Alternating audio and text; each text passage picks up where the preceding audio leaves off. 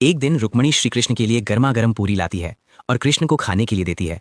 जैसे ही श्री कृष्ण पूरी को खाते हैं, पूरी गर्म होने की वजह से उनका मुंह जल जाता है और उनके मुंह से राधा शब्द निकल जाता है।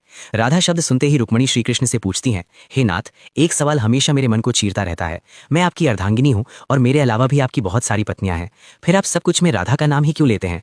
और राधा है कौन? ये तो आपकी किसी पत्नी में से भी नहीं है।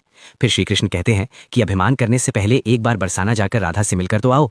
फिर रुक्मणी बरसाना जाती है और राधा के महल के पास पहुंचती है। जैसे ही वह महल के अंदर आती है तो उन्हें बगीचे में एक लड़की दिखाई देती है। रुक्मणी उस लड़की से पूछती है, क्या तुम ही राधा हो?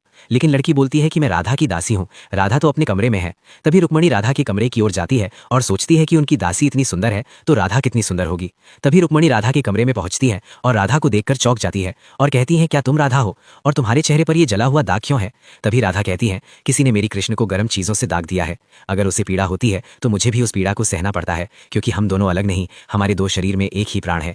अब रुक्मणी जी को समझ में आ गया कि क्यों कृष्णा हमेशा राधा रानी का नाम लेते हैं। अगर आपने भी राधा रानी के दिव्य प्रेम को महसूस किया हो तो लाइक, फॉलो और कमेंट में राधे राधे लिखो, आपकी हर कष्ट दूर होगी।